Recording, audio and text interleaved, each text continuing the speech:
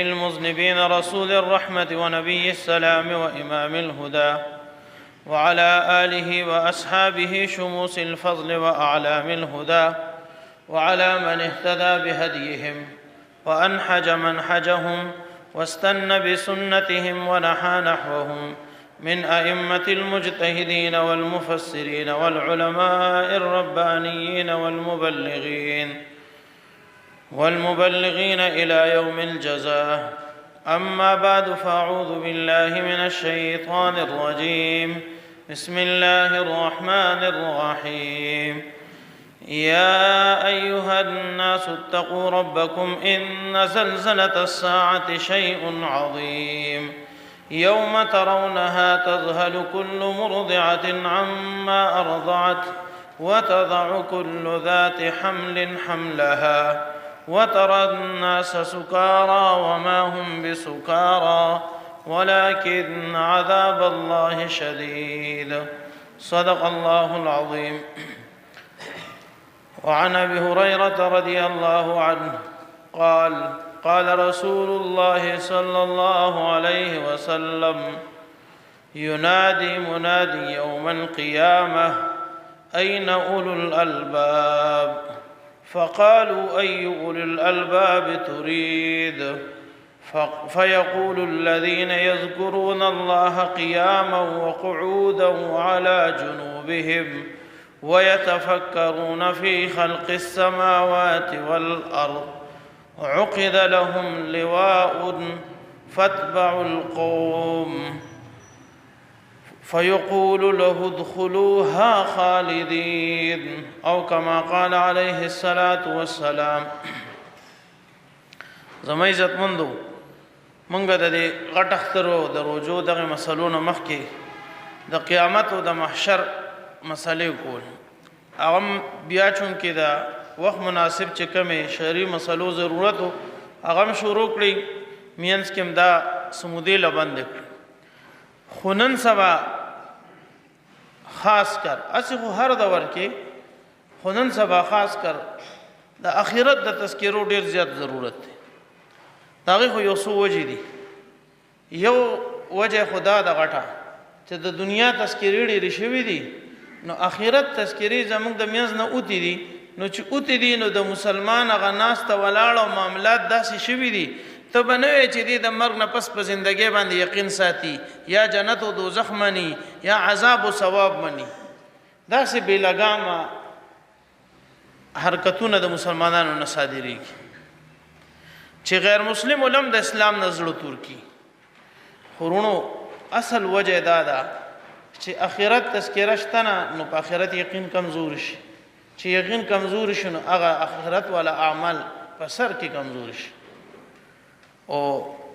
عمدې مناسبت سره علامه شمس الحق افغاني رحمت الله علیه په علوم القرآن کې لیکلي دي، وی په کلام الله شریف کې الله رب العزت درې شی ډېر په خاص طور سره ذکر کړی دي، ډېر تاکید یې کړی. یو، الله خپل وعیدونه ډېر ذکر کړی دي، عذابونه چې د دې ګناه سزا دا داسې سزاګانې دي. بل الله انعامونه ډېر ذکر کړی دي. یو اړخ ته عذابونه ذکر کړی دي، خو بل اړخ ته انعامونه ذکر کړی دي.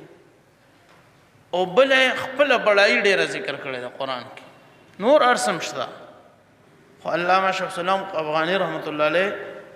دا لیکلي چې دې خاص کر ذکر کړی. وی د دې یو فایده ده، د الله بڑای چې کله سړی ډېر اوړي د الله عظمت یې زړه ته راشي. او عام طور دنیا کې کو چرته یو چوکیدار د یو کارخانه هغه چاته یو خبره اډرو کې نو څوک نه مني، خو د کارخانه مشر کو کې بیا مني، خو چې ته پته چې د مشر داغه عظمت اړکی نو بیا مني. نو د قشان د الله د عظمت بیان شوی دی چې انسان پلنی غلار راوستو د پاره د الله د امر منلو د پاره د الله عظمت زړه کې زیکول دا اولنې شرط دی چې الله عظمت دې زړه کې د الله د خبره قدر و د سره.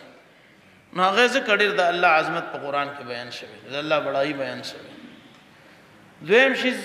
انعامات دي، ثوابونه دي، اجرونه دي چې انسان کې الله د عقل د ماده اخیده او د عقل د مادي تقاضا ده چې د نفي شي زړښت زور کوي. د عقل تقاضا دا ده چې صاحب عقل به د خپل فائدې اړخ ته زور کوي. نو دغه فواید انعامات بیان شوي دي چې د نیک اعمال اړخ ته د دې په لالچ کې او د دې په حصول په طلب کې دغه اړخ ته زور کوي، د دې په شوق کې نیک اعمال وتشي. بل ذکر کړی دی عذاب نه غټ د نقصان شي اشتنه او صاحب عقل چی ناغه د نقصان د شیز نه ځان ساتي. نو الله رب العزت ورته د عذابات بار ذکر کړی دي چې زما د نافرمانونو د انسانان بچي او ځان وساتي. دا انسان په عمل راځي. خرونو دا انسان چې په عمل راشي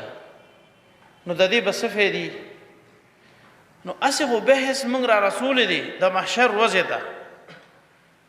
خود دې فېدی صرف محشر او آخرت کې نه دي، دنیا کې به هم ګورې پېدی او به انتها پېدی وي. او ما تاسو ته شروع کی وي عرض مې وکړو چې ګوره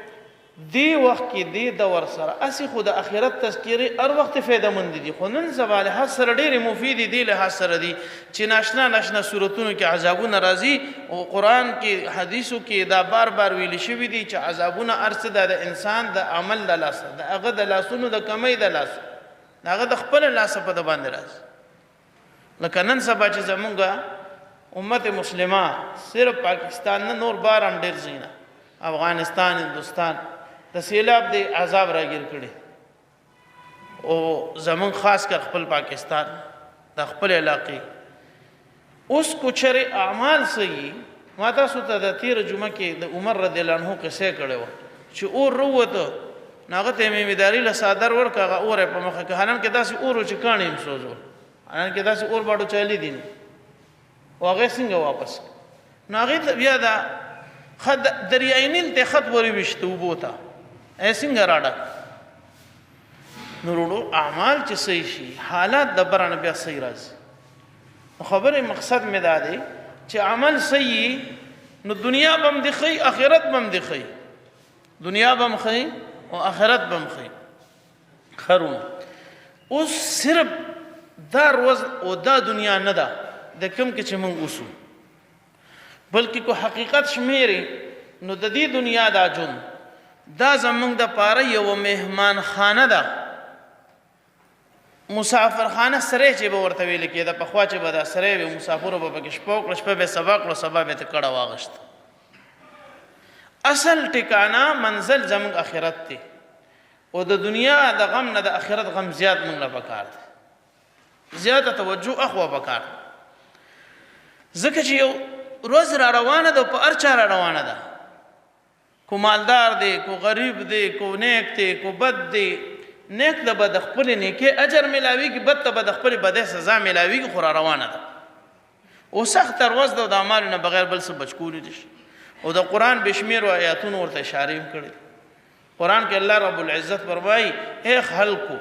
صرف ایمان والا نه دی یاد کړي ټول خلک یاد کړي انسان یاد کړي. یا ایها الناس اتقوا ربکم ان زلزله الساعه شيء عظیم. د قیامت دروازه زلزله ډېر خطرناک شی دی. یوم ترونها تذهل كل مرضعه عما ارضعت. په دغه ورځ باندې با هر په ورکون کې مور خپل پیرادون کې بچي غورځي بیزاره بدی شي او هر وحملت حملها او هر حامله خزه خپل حمل غورځي ځای د یره د خوف د لاس خلق بده اینه چې دانه شکی دي تا دا وداسه کاری چې دانه شده خلق جوړ نشکی او ته تربیه تر شوی بدحال دي وینا ودا بنشنی وما هم بسكارى ولكن عذاب الله شديد. دا بنشنی بلکې دا بد الله دغه یو سخت عذاب به خلق خرونو په دغه عذاب په دې ورځ د قیامت په دې ورځ مزید تفصیل خو مخکې درشو خودی زه د موږ رسول چې دغه ورځ کې بم څه خلق خوشاله سبا دغه ورځ کې بیا ډیر بل حد پریشان او په بد حال وي. دغه باره کې حدیث مبارک کې ذکر راځي چې څنګه د عمل کړي هغه شان طبقه سره به الله یو ځای کوي او هر طبقه والا د پربا یو جنډه جوړه شوی او هغه جنډې په سبا رواني هغه عمل والا خلق.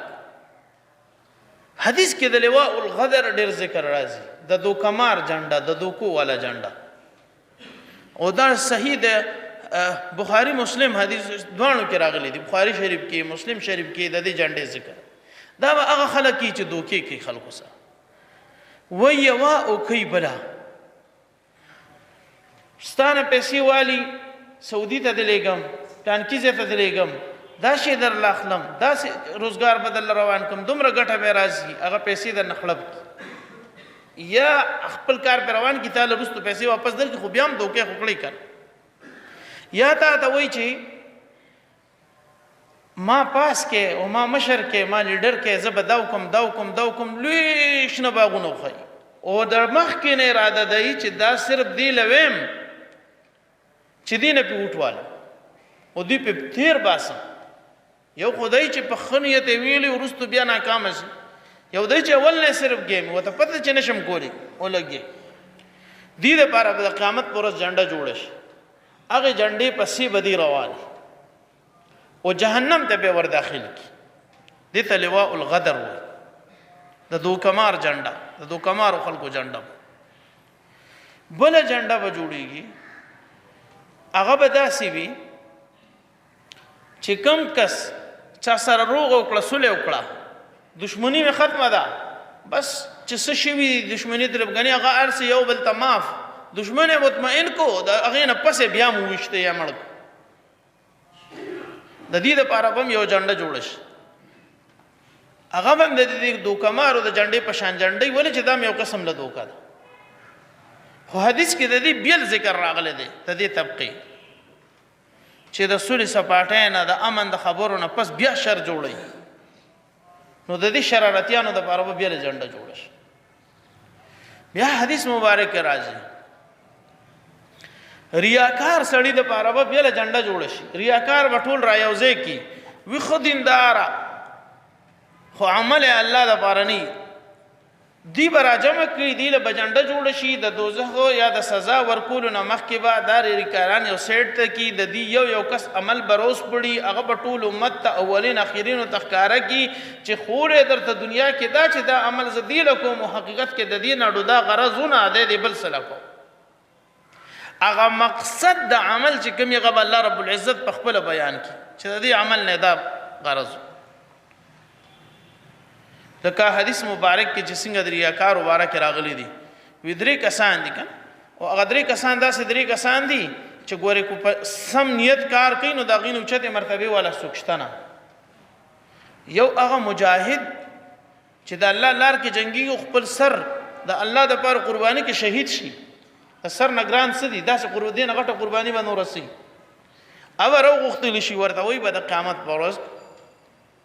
چې تا لما صحت در کړو یو قوي جسم مې در کړو طاقت مې در کړو تا ماله څه وکړل دی به ورته یا الله ستا لار کې جنګېدم تر دې چې شهید شوم الله رب العزت به ورته وفرمایي چې نه ته دې له جنګېدې چې ما ته خلک بهادر ووایي هغه تا ته وویل شو فرشتو ته به حکم وکړي چې پړ مخې دوزخ ته راغلي شهید او الله دپاره سر قرباني کول دی نه که دا صحیح نیت باندې نو دی نه څوک مخکې کېدی شي قبله غواړئ عالم به راوغواړئ علم دې څه له کړی الله دې اسانه کړي هغوی به ورته وایي چې ما علم دې له کړی چې خلکو ته دین وښیم په دین یې پوه کړم ستا خبر ور ورسوم ستا دین زه عام کړم الله د اړخ نه به ورته وویلی شي چې نه تا علم دې له نه و کړی علم تا دې له کړی و چې ما ته خلک تکړه عالم ووایي او حکم به وشي او پړ مخې به دوزخ ته راکړي الله دې زموږ ټولو حفاظت بیا دریم نمبر کې به سخي راوغوښتلی شي چې تا له ما دومره مال در کړی و هر څه مې در کړي و تا هغې کې څه وکړل دی به ورته وایي چې ما یو هم داسې د نیکۍ کار موقع نه ده پرېښي چې ستا د رضا موقع یې ورته ما خرچ نه کړی ورته وایي نه تا دې له کړي و چې خلک ما ته سخي ووایي هغه تا ته وویلی شو او حکم به وشي چې پړ مخې راکړې دوزخ ته وغورځي نو دا عمل خو نن سبا کېږي ډېر الله دې معافي وکړي د موبایلو دا غټې موبایل خاص کر دی دې ګوره دا ایجاد کړی کافر په بد نیت دي نو اگر چې خیر به هم ته خورېږي خو لیکن د خیر نه په شر زیات خورېږي عمرې له بلاړ شي هلته به ولاړې تصویر به وباسي یا به شاعري کړي چې زرګونو خلکو ته په یو وخت کې پته ولګي چې صاحب عمرې له تللی دی هغه څه له وکړي حالانکې دا ګوره دا خبره به تاسو لکه کېدای شي بده لګېدلې ځکه چې عام شوې د هر یو کس یې کوي نو چې عام شي نو څه دی مطلب خدا نه شو چې بس معاف شوه اول خو تصویر ستل پکار دي کو نه دي پکار هغه ځان له یو مسله ده بیا دا چې د نیک عمل دوران کې غوښه به لاس کې نویلي غریب ته به ورته ولاړې غریب نه به لاس ته نویلي غله به تصویر وباسي لکه سلې رسوا کې دومره غوښه نه ورکې څومره چې په زرګونو خلکو ته ذلیل او رسوا کړي چې دا زما لاس نه ناست اوړه به ورکوي د هغې تصویر به وباسي د هر یو شي حالانکې د دې ریاکارو دپاره به د قیامت پر ورځ باقاعده جنډه جوړېږي اور دا به ورپسې روان وي دوزخ ته به غورځي دغه شان دی پسې د سودخور حدیث کې راغلی سودخورو دپاره به بیا جنډه جوړه شي سودخواره به ورپسې الله رب العزت د اړخ نه به اعلان وشي چې سودخورو ته خو ما دنیا کې دا ویلي کم کس چې سود کوي نو دا ما سره اعلان جنگ دی زما مقابله ته راوتل دي نن د سودخورو ته ووایه چې د الله د مقابله سامان راواخله روزه میدان ته د الله د مقابله سامان راواخله او میدان ته روزه خرونو اوس سود صرف دام نه چې هغه آخرت کې نقصان دی د سود صرف دام نه چې هلته آخرت کې نقصان دی یا دوزخ سزا ده د سود دنیا کې هم نقصان دی الله رب العزت په خپل کلام کې فرمایي چې څوک په قرآن کې شک کوي په ټول نوم دنیا کم ګوټ کې چې کوم مسلمان دی دغه د عقیده ده چې څوک قرآن کې شک کوي در سره مسلمان نه دی او قرآن کې الله رب العزت فرمایي یمحق الله الربا ويربي الصدقات سود مال کمی کو تا د اسې په ظاهره ډېر کاري غستا دوکه ده سته دوکه کېدی شي خو قرآن نشي دوکه کېدی خرونو بله واره ما تاسو ته مخکې د دې یو مثال ویلو علما مثال لیکلی دی په تفسیر کې د دې آیات په تفسیر کې مچۍ سړی وچیچي که نه نو هغه ځای وپړسېږي نو هغه ځای خو ظاهره په طرقې ښکاري چې غوښې ونیوله ښه شو حالانکې هغه نقص دی سترګو ته غټ ښکاري منځ کې دا غټېدل دا څه دي دا نقصان دی دقه شان د سود دا ډېرېدل په ظاهره ډېرېدل د دن نه دا زخر دی ښه په سودخوار نه دنیا کې د خوشحالۍ ورځ راځي نه آخرت کې بله سودخور سړی چې د قیامت په ورځ راپاسي هغه آیات مطلب یتخبطه الشیطان من المس ډېر عجیبه مطلب یې لیکلی که شیطان د وروستو اړخ نه ټچ کړی دی او د هغې د لاس دغه حواس باخته شوي دي لیونې شوي دي بله وره د تفسیر کې لیکلي آیات خو ترجمه الفاظي ده نه ده خبله وره بله دا ده چې د سودخور د لاسه په عامو خلکو په پوره علاقه باندې بې برکتي او عذاب راځي کوم ځای کې سودخواري هلته قارغان ډېري ولې چې دا مرداري ده سود مرداري ده او قارغه هلته ډېري کوم ځای کې چې مردار ږي خرونو خیر د دې تفصیل خو وخت نه دی زما خو اصل کې غرض دا ده چې هر طبقې له به یوه جنډه جوړېږي هر طبقې له به یوه جنډه جوړېږي هر بد عمل والا له به جنډه جوړېږي چا چې د مسلمانانو رسوایي کړي د مسلمان په یو کار باندې لیدي او کار داسي چې دی بل ته وایي نو د شرم خبره او دی په پرده وانه چي خبره ډنډوره کی الله رب العزت به د قیامت پر ورځ جنډه جوړه کی او دغه خلک به ورپسې کی بیا به خپل مخې ته راوغواړي اولین او آخرین به موجودي د خپل خپلوان به موجودي د مور او پلار به موجودي د دنیا نیکه به موجودي د کشران هر څوک به موجودي د ته به دې خوراسه هغه ګناهونه به ولله روز کړي چې د الله نه علاوه د څوک نه خبر یو به ورته د ټولو مخکې ښیي تا زما د بندگانو بېزتي کوله نن تم خپلې بېزتۍ ته ټینګ شه دومره به ذلیل او رسوا شي دې به رب ته وي ربه دوزخ مې قبول دی خو بس اوس مې دې شرم نه بل سیټ ته کله د خلکو سترګو نه مې پناه او حدیث کې دا هم لیکلي حالانکې ده ته به دا هم پته چې دوزخ څومره سخت او سخت نه سخت عذاب ځای دی خو هغه رسوایي او ذلت به دومره چې دې به ټینګېدی نه شي یې به چې بس دوزخ ته دې شم خو چې د دې خپلو بچو ته وي د دې انسان څه ګناهونه تنهایۍ کې داسې چې د هغې نه د الله نه بغیر څوک نه خبر هغه به ولره وسپړي چې هغه ستا د بچو مخکې ښکاره شي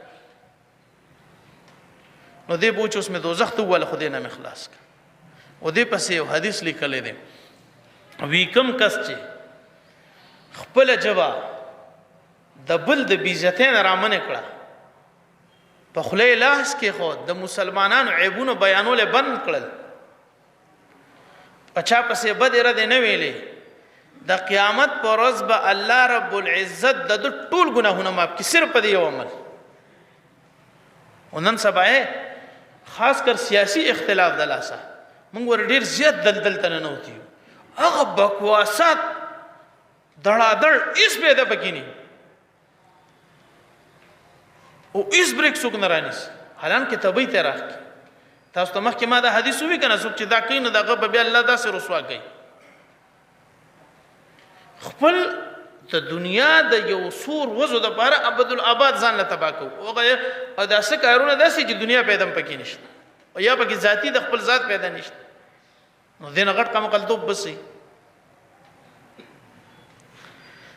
خرونو او وی کم کس چې بل مسلمان باندې غصه نه ځان وساته غصې نه او غصه ورغلې وه او د هغې اوس کله په بل مسلمان یې ونه ویسته یو حدیث کې دي الله به د مخلوق مخامخ راوغواړي او د عزت او شرف دپاره به وایي کومه هوره غواړه چې زه تاله درکم صرف عزت شرافت نور خو به هورې دلته وروستو بې شمېره میلاویږي او دې حدیث کې دي وی دې به د الله د هر قسم عذاب نه محفوظي او الله رب العزت به دته هر قسم انعامات په هغه وخت حاضر کړي چې کم کس د غصې نه په بل مسلمان باندې غصې ایستو نه ځان ساتي او بل حدیث مبارک کې دي مخکې خو تیر شو چې پرده اخلي نو هغه څه سزا ده کړه خو دې ورپسې حدیث کې چې کم کس پرده اچوي پرده په بل مسلمان اچوي د ده به څه حشر وي الله به د ده ګناهونه پټ په پټ وساتي او هغه ګناهونه خو به د سره نه ښکاره کوي کم ګناهونه نه چې بل انسان نه خبر او چې څه ګناهونه داسې چې خلک ته خبر شوي دي د هغې نه پس توبه ایستي الله به هغه د خلکو د ذهن نه ایر کړي وبه بسطي معزز به کړي د خلکو په نظر او چې څوک په مسلمان پرده چې حدیث مبارک کې الله به په دنیا او په آخرت کې په ده پرده واچي د دې بې عزتۍ جون نه بیا وساتي د ذلت او رسوایۍ د جون نه بیا وساتي د الله د رضا دپاره او په خپل ځان باندې رحم وکړو دا ژبې لږې قابو کړو دا ګوره ډېر خطرناک شی وی وروستو قیامت د نږدې به داسې یو وخت راشي چې د خلکو ژبې به د تورو نه زیات نقصان کوي په تورو ته سړي نه سر وي قتل دی وکړو قتل څومره خطرناک نقصان دی خو وی دا ژبه به د تورو نه زیات کوي او داسې وخت به شي سړی به ځان نه نه خبر سار به کافري ماښام به مسلماني ماښام به کافر او سهار به مسلمان لږ شان کنټرول پکار کم از کم د هغه خبرو نه چې نه پکې زموږ د دنیا ګټه شته او نه پکې د آخرت شته چې د هغې نه خو بلکل ځان وساتو خرونو دې خلکو له پرده پوشي چې کوي نیک اعمال چې کوي الله چې یادوي دی له به بیا الله د صلحو جنډې جوړوي هرې طبقې له به خپله بېله بېله جنډۍ او هر کس به خپلې جنډې پسې روان کو نیکو کاري نیکو جنډې والا پسې به رواني او جنت ته بځي او کو بدکاری بد ول پس روان دوزخ ته بزي دې پورې لیکلي دي علامه جلال الدین سیوطي رحمت الله علیه چې هر کس بخپل مشر پسې زی هر کس با خپل مشر پسې زی د مشر له یو جنډه جوړ شي اوس کو د مشر کردار د دوزخیانو د خود دوزخ ته بزي کو د مشر کردار د جنتیانو د جنت ته بزي داغه د جنډې سوري لاندې بدی د قیامت پر ورځ لہذا خپل مشران نیکوکار او تقوادار وساته بل حدیث مبارک کی دی وی قیامت پر ورځ به یو اعلان کوون کی اعلان وکي چې اهل عقل خلق سشو اين اولو الالباب د عقل خاوندان سشو خلق به تبوسو کی محشر میدان به چې د اهل عقل نستاسو سوق مراد دي کوم اهل عقل یادوي نو جواب به ورکړی شي الذين يذكرون الله قياما وقعودا وعلى جنوبهم ويتفكرون في خلق السماوات والارض. هغه خلق یادو چې د الله ذکر وکاو په ناستا په ولاړه په ملاستا په هر حال کې د الله په مخلوقاتو کې د الله په دی مخلوق ازمک اسمانونو کې د کې به غور او فکر کو. هغه خلق یادو وی دینه دی کې به د میدان محشر نه یو غټه ډل را پس عقد لهم لواء دی له یو جنډه اترل شي ور پکړي شي. دا قوم به جنډې پسې روان شي بیا به دې ته ویل شي فادخلوها خالدین د همیشه د پاره جنت ته ور داخل شي. د ابد الاباد د پاره جنت ته ور داخل شي. دغه شان با هر کس له جنډې ښا سرور کائنات سید الکونین والثقلین محمد رسول الله صلی الله علیه وسلم لبم جنډي. د نبی له سلام د جنډې نوم به لواء الحمد د الله د تعریفونو جنډه. اول سوال دا دی چې د رسول الله د جنډې نوم لواء الحمد ولې کې خو دی حمد وی تعریف ته یو وجه ذلک د علماء چې د نبی له سلام نوم محمد د نبی له سلام نه مخکې دا نوم الله تعالی نو ورکړي او په انجیل کې د رسول الله صلی الله علیه وسلم نوم احمد دی. د دوانو نومونو خلاصه د الله تعریف کوون کې دی. دوانو کې ماده حمد دی. خرونو بل وره الله رب العزت بل وجه ذلك لدا وی رسول الله صلی الله علیه وسلم باندې با د قیامت پر ورځ هغه خپل تعریف داسې راکولو کی دا الله تعریف په نبی له سلام راکولو شي چې د نبی له سلام نه علاوه بچا باندې داسې نه کولو شوی د الله بڑایو د الله تعریف. نبی له سلام به نبی الله د په سجده باندې سر کیږي او دومره وګد سجده وو کی چې چا بکړی ني او پاغي کې بد الله داسې تعریف بیان کی چې نه څوک بیانول شي نو بچا بیان کړي. هغه تعریف بیانولو د وجنا د نبی له صلوات و سلام د جنډې نوم لواء الحمد د تعریف جنډه بل وجه لیکل دا مفسرینو وی الله نبی له سلام له سوره فاتحه ورکړه د الحمد شریف چې ورته مونږ وایو. الحمد شریف د حمد معنی د تعریف د هغه ډومبټه کې معنی د ټول تعریفونه الله لره دي. د جهان پالون کی ذات لره دي. خرونو اوس دغه سوره فاتحه هر بنده 15 وخت مونږ په هر رکعت کې وایي. په نفلو کې موي په فرضو کې موي په تهجدو کې موي په اشراقو کې موي په هر یو مز کې. اوس دا د رسول الله صلی الله علیه وسلم د الله نه او د رسول الله صلی الله علیه وسلم په واسطه سره امت تراغله د امت د نبی رسول سلام د ټولو متونو نه ډیر دی یو شان لګاتار هر یو لګیا دی د حمد کوي د دې وجنه د دوی نبی له یو جنډه ورکړي کیږي هغه نوم بم لواء الحمدی. بل تعریف لیکل دي وی د دې امت اکثر خلق با ار خبره کې د الله تعریف کوي چې سکارو شي بس وی الحمدلله الک څنګه طبيعت څنګه دی روزګار دی څنګه دی الحمدلله بس دا بل د الله لکه تعریفونه بد الله زې په زې بیانې. الله دا سلوي دي زمکه پیدا کړی دا اسمانونه پیدا کړی دي غرونه پیدا کړی دي انبیا پیدا کړی دي دا بڑای بد الله بیانې لکه څنګه چې تبلیغ والا ودريږي اول خبره ده وی د دې وجنه بد رسول الله صلی الله علیه وسلم جنډي نوم لواء الحمد خدغه جنډه کې وسوکی سوک بد دغه جنډې د سوري لاندې دغه جنډې د سوري لاندې به انبیا صحابه اولیاء قطب ابدال شیخ الحدیثان محدثین چې څومره دي شیخ القرآن دي څومره علماء کرام دي څومره دیندار طبقه چې کم شکل کم صورت کم ده هغه ټول به رسول الله صلی الله علیه وسلم د جنډې لاندې او د رسول الله صلی الله علیه وسلم ما تحته کې به جنت ته داخل. الله دې موږ تم دارا نصیب کړي. خورونو چې زمون عمل صحیح شي کنه او د اخرت هم ذهن ته شي کنه یو خو چې اخرت هم مخ ته شي نو عمل هم صحیح شي چې اخرت عمل هم صحیح شي د حالت په خپل سمي. اوس د زړه د خلاصه دعا وکړو چې دا کم د سیلاب د عذاب په دي خاص کر زمون په دې ملک کې او غیر چاپیره گاونډیانو ملکونو کې نږدې علاقو کې یا الله د دې چل نو حکومت لورزي نه فوج لورزي نه ټیکنالوژي کولی شي نه ساينس کولی شي هر طاقت او قوت ته عاجز دي رب صرف استازات ته چې هغه د دې بندوبست کولی شي راوستو ولا يمتي بوتلو ولا يمتي مونږه ته پته ده چې مونږ ګناه کې هغه حدونه کراس کړ کوم چې نو کراس کول پکار د حد زیات وړي دو خو رب استا د رحم او کرم حد خمسه سره سم نه دي یا الله ستاسو رحم خو هم سره سم نه دی خو د هر څه نه سیوا دی ته د خپل رحم د برکته او د رسول الله صلی الله علیه وسلم د مخه یا الله د عذاب د امت نه لري یا الله د ټول خلکو سره چې موږ نه څومره کېدی شي یا الله موږ له د هغې نه زیات توفیق راکړي چې موږ ورسره مدد وکړو او دا څومره خلک چې ورسره مدد کوي د دوی تمل شي ربه یا الله ته له د دې بدلی دنیا آخرت کې ورکړي یا الله موږ له په دې غم کې ورسره پورا د شرکت او د غمخوارۍ توفیق راکړي په هغې باندې موږ له پوره اجر راکړي موږ ته وساتي د دې سیلاب او یا الله په کومو چې راغلي د هغې ته خلاص کړي د دې نه وله لارې وباسي وصلی الله تبارک